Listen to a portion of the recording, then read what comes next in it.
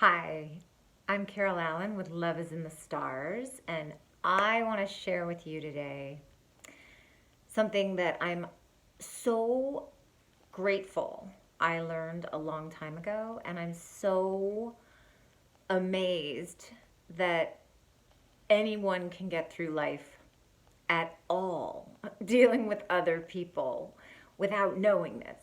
And it's the number one most effective, powerful tip to help you get what you want when dealing with other people. And here's the thing about other people, they're everywhere. And you're going to have to deal with them all the time, right? Whether it's work, family, friends, neighbors, community, unless you live in a shack on an island, some remote place where there's no other people, then you need to know this. And hey, if you do live in a shack on some remote island with no other people, probably you do that because you don't know this. And learning this will help you emerge from your shack and join the rest of us in a warm and welcoming way. So, ta-da, here's the deal.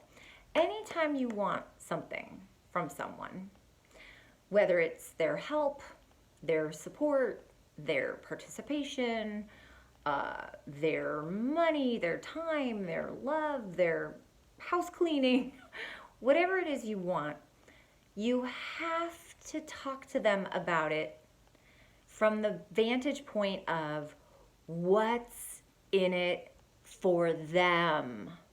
You got to talk about what's in it for them. The mistake most of us make is when we go to someone else wanting something from them, instead of telling them what's in it for them, we make it about why we want it. We make it about us. And it would be great if everyone in your life, strangers, loved ones, near and dear, near and far, wanted to give you what you want. But the thing that will really make those people want to give you what you want is if it will give them something they want. And wow, is that going to be far more effective? Because most of us are just not that selfless, right? And even if we like you or love you, we're busy and we're tired and we're overwhelmed and we got a lot going on and we're not getting enough of what we want from everyone else most of the time, right? So when you come to us with your list, your scroll that goes on and on and on about what you want for you and why you need it for your sake, that's just not gonna help us overcome our resistance, our yeah buts, and our own huge long to-do list of stuff we need to take care of. But if you frame it in a way that speaks to something we really want, well, your issue is going to go a lot higher up our own priority list, and we just might actually give you what you want. So let me give you an example of what the heck this is. So say you want, I'll pick an obvious one and I already alluded to it. Say you want your roommate or your kids or your partner to help you more around the house or the apartment, right? Or the shack in the middle of nowhere. You might have a roommate, what do I know, right? Say you want them to help. And I hate the word help because why is it help? Why is it all your job and they're just helping, right? But say you want their participation. Well, what most of us do is, and again, I'm speaking for me, but the royal we, what we do is we tend to wish people would do what we want and then resent them for not doing what we want and then maybe ask them to, but in a way that maybe they don't take seriously, right? Because we're like not comfortable really asking, or we ask in a sideways way, or we drop hints, or we do the thing we want somebody else to do, and then we point it out to them like you should have really done that, right? Like there's a million dumb things that we do instead of just asking for what we want by telling them what's in it for them. So say you want your people you live with to, I don't know, sweep once in a while, mop, dust, vacuum. Instead of doing it yourself and then hating them for not doing it, right? Or letting the house just go to crap, just junk all over the floor, crunchy stuff everywhere, hair, piles of hair. I mean, I'm sorry, look at my hair. It's bad at my house, okay? There's a lot of hair on the floor if we don't sweep and vacuum regularly. What you can say, that's what they want, is you can say how happy it would make you if they would help, right? Or if they would do it.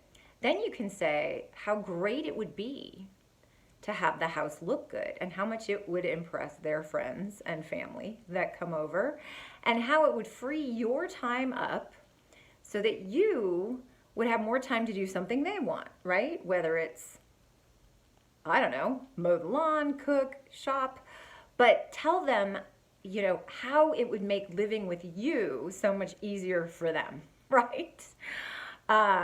So I'll give another example. Say you want somebody you're dating to go to something with you, and it's not really their first dream of dreams to go.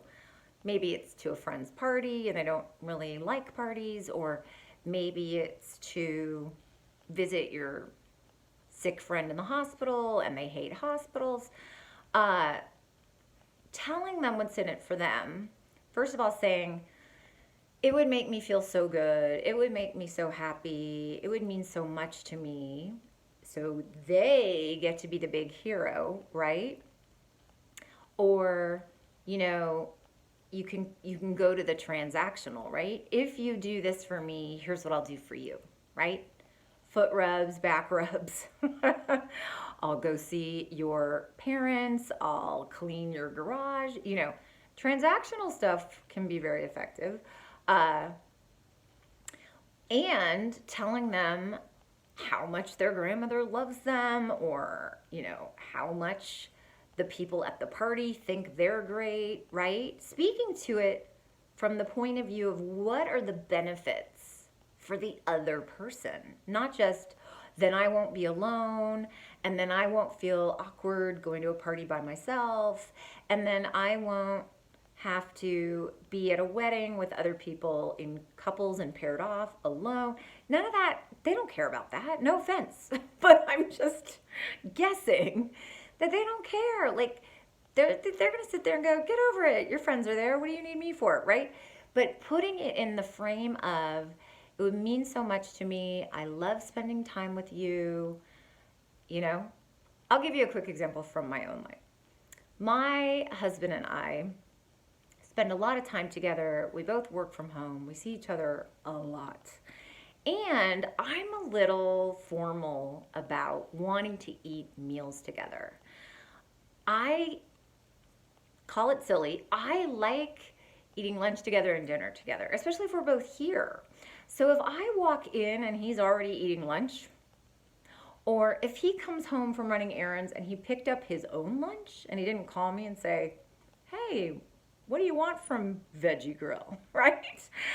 And he sits down and eats his own lunch without offering to pick something up for me.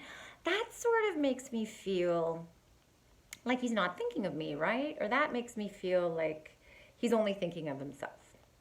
And that's not at all how he's seeing it. He's just trying to get his day handled. He's just hungry.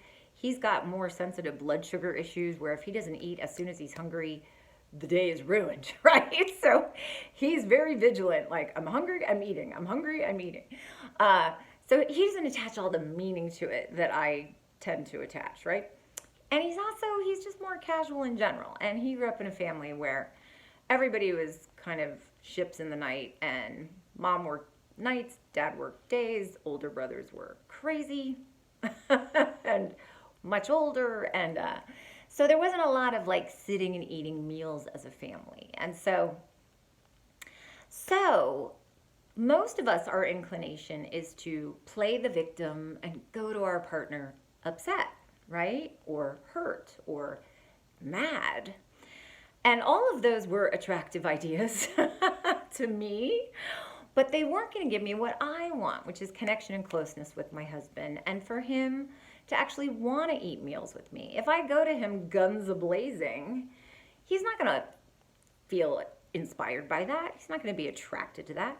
So what I thought of instead was, how can I tell him something that will mean something to him, that will make him feel good, that will be connected to eating meals together? So that was easy. What I said to him was, hey, I love eating meals with you. I love when we pause in the middle of our crazy days and at the end of our crazy days and we break bread together. I love when I get to connect with you over a shared meal and reflect and talk about what's happening in our day and what we've accomplished and how it's going.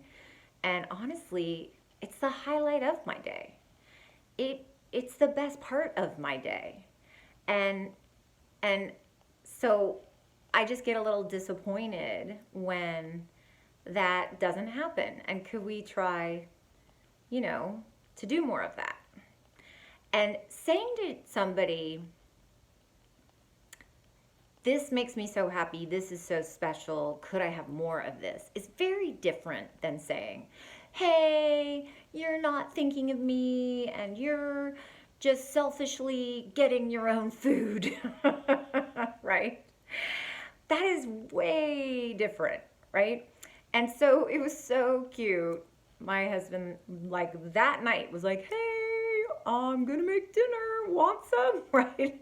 And then today came to me, hey, I was gonna have lunch. Did you want to have lunch together? And I felt really heard, and I felt really supported, and I felt really like he cared, So that is how it's done, people. It's actually very easy. So don't keep your needs and your desires to yourself, and then don't suppress and pretend.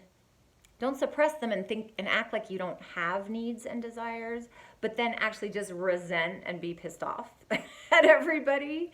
And then also don't do what we're all tempted to do, which is come to people with complaints and negative feedback.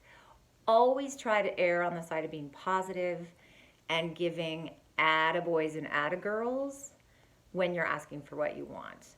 And then tell them what's in it for them, right? What's in it for them? You do that, and suddenly everyone in your life is going to want to do exactly what you want all the time.